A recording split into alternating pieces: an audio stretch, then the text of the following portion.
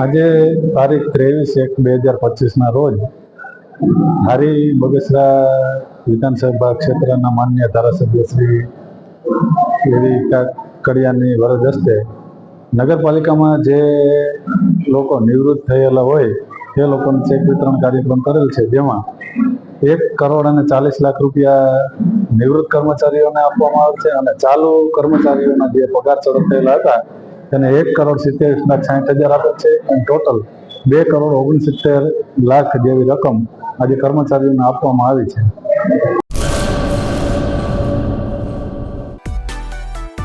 માં motor driving, safe and sure driving. Driving એ શોખ સાથે આપની મોટી જવાબદારી પણ છે.